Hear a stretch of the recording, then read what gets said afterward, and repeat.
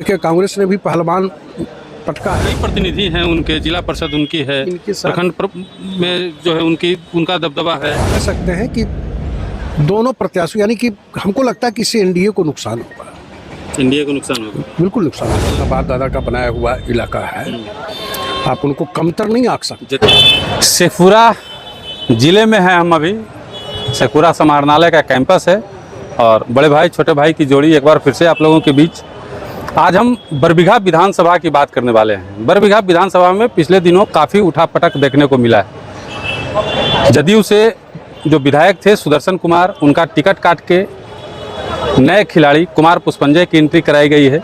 उधर महागठबंधन में भी बड़ा बदलाव हुआ है। सबको उम्मीद ये लग रहा था कि जो पुराने प्रत्याशी हैं गजानंद शाही, उनको टिकट मिलेगा। मात्र 112 वोट से चुनाव हारे थे, लेकिन कांग्रेस ने भी वहाँ पे बड़ा उलटफेर करते हुए एक नए और मजबूत खिलाड़ी त्रिशूलधारी सिंह की एंट्री करवाई है। उधर जनसुराज से कैप्टन मुकेश जो हैं मैदान में उतरे हैं।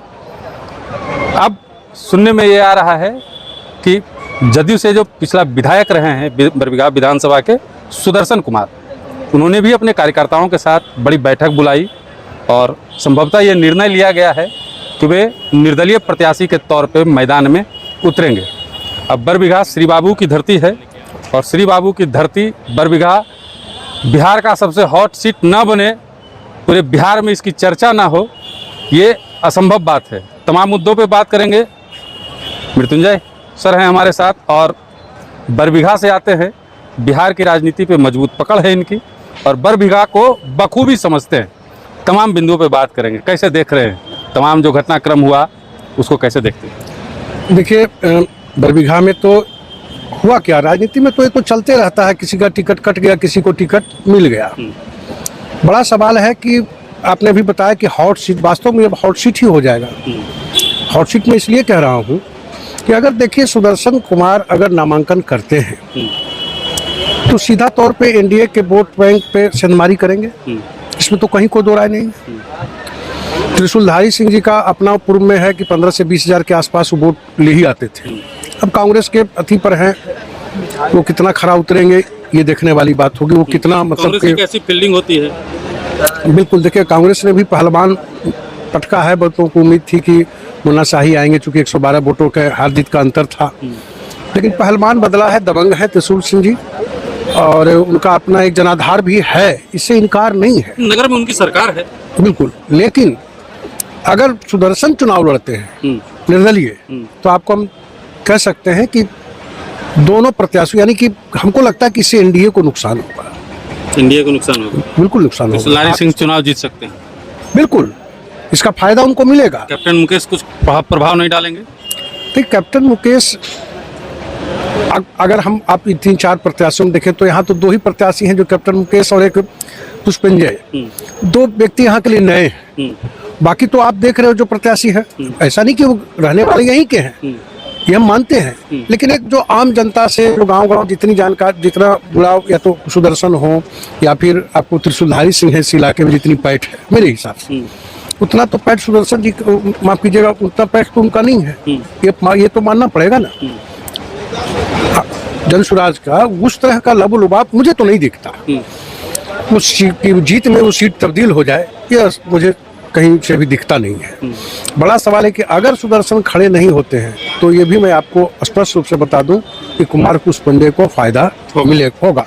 फायदा इसलिए होगा कि जैसे आदर्श जो जेडीयू के आधार वोट है वो 25,000 के लमसम मिल ही जाता है। आप इतिहास उठा के देखो कि जेडीयू का जो भी प्रत्याशी रहा, उसके जो आधार वोट, जो नीतीश कुमार यानी कि जेडीयू का जो आधार वोट है, कुर्मी, कोयरी, अति पिछड़ा, ये सब कॉम्बिनेशन है, उसमें हम देखते हैं कि 25,000 वोट तो सॉलिड आता है, 20 से 25 आना ही आना है। आप कल्पना कीजिए कि जब वो एक प्रत्याशी को मिल जाएगा और उसमें अगर 10-12 हज़ार वोट का प्लस हो जाता है तो वो प्रत्याशी जीत हो जाएगी। लेकिन अगर इसमें अगर ज़्यादा से ज़्यादा वोट, देखिए अब सुदर्शन भी लड़ेंगे तो आप ये मान के चलिए कि 20,000 वोट तो काट ही लेंगे। तो किसका दादा का क्षेत्र है, हाँ। दादा के नाम पे सिंपैथी, पिताजी के नाम पे सिंपैथी, गांव घर और लोगों में थोड़ा ये भी है, आप इसको मानिए। लोगों में मरमरिंग है, एकदम बिल्कुल है इसको इनकार नहीं किया जा सकता। स्वीकार और है ये। कई लोग आक्रोशित हैं इसको लेकर के। कि उनका टिकट काट दिया गया, हाँ बिल्कुल, तो ये काफी चर्चा है। हाँ बिल्कुल, तो मेरा यही कहने का एक ही मतलब था। मैं ज़्यादा को यही कहना चाहता हूँ कि अगर सुदर्शन खड़ा होते हैं तो एनडीए गठबंधन के उम्मीदवार के लिए ठीक नहीं होगा, पहला चीज। दूसरा, अगर आप देखो कांग्रेस का आधार वोट क्या है, बेस वोट आप देखो, जैसे कांग्रेस के जो इनका वोट होगा, त्रिशूलधारी सिंह जी का जो अपना वोट बैंक होगा वो होगा जो उनका है ऑलरेडी। प्लस एम समीकरण एम समय अगर लेने में कामयाब होते हैं त्रिशूल जी, तो 20,000 वोट मान के चलिए इनको भी मिल जाए, भूमियारों का, सवर्णों का। हाँ।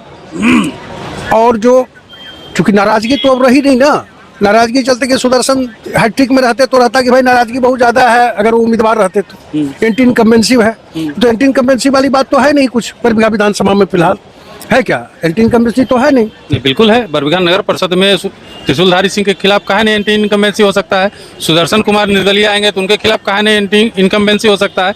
लेकिन यहाँ पे ये बात है कि कुमार पुष्पंजय के खिलाफ नहीं होगा, वो पहली बार उम्मीदवार। बाहरी भीतरी का नारा जब लगेगा, इसको ऐसे समझिए। हाँ, ये सबसे बड़ा मुद्दा हाँ, है कि हाँ। बाहरी भीतरी का नारा जब लगेगा तब तो इसका फायदा त्रिशूल बाबू को मिलेगा।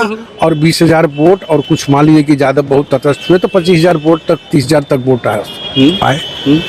मैंने हम एक समीकरण बता रहे हैं, लेकिन आज भी अगर आप जोड़िएगा तो आधार वोट जेडीयू का जोड़ दें और फिर महागठबंधन से जो माफ कीजिएगा जो एनडीए को परंपरागत वोटर है उनका एक अलग वर्ग है, तो उसमें तो पलरा पुष्पंजय का भारी रहेगा। लेकिन अगर सुदर्शन चुनाव लड़ते हैं तो हमको लगता है कि इसका फायदा त्रिशूलधारी जी को मिल सकता है। वैसे नुकसान उनका भी होगा, बहुत ज्यादा प्रभाव आपको कैप्टन मुकेश नहीं दे पाएंगे क्योंकि उन्हीं के पंचायत के हैं वो। हाँ, वही चीज है ना।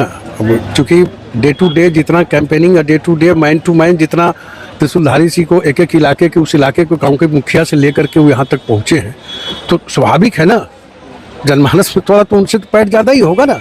आप इस चीज को क्यों नहीं मानते? कई प्रतिनिधि हैं उनके, जिला परिषद उनकी है, प्रखंड में जो है उनका दबदबा है। हम मान लेते हैं, उतनी बात नहीं है। वार्ड में कई वार्डों पर उनका प्रतिपत्ति है, नगर परिषद है, ये पूरा अपना एक खुदवा है, उनको आप नेग्लेक्ट करके नहीं चल सकते।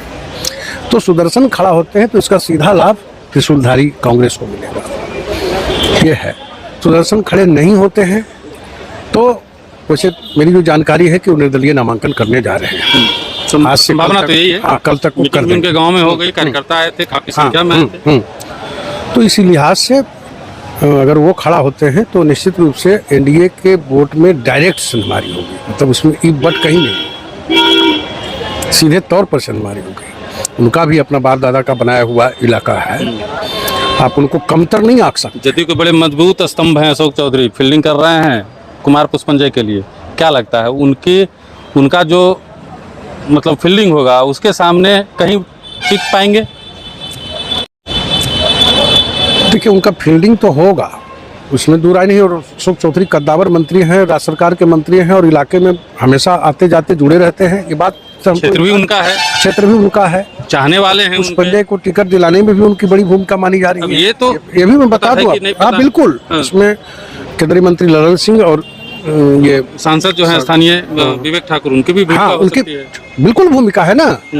अरे आपको बताऊं, खुद पार्टी एनडीए के अंदर एक तरह की मरमरिंग नहीं थी ना, पहले जो चुनाव लड़ रहे थे, आप पुराना याद कीजिए, उनको जब टिकट उनका कट गया, जो भी हुआ, तो ऐसा नहीं है कि पुष्पंजय जी को लेकर के बजाते पूरी बिल्डिंग सजाई गई है, ऐसे ही नहीं हुआ है ये सारी चीज, ठीक है ना।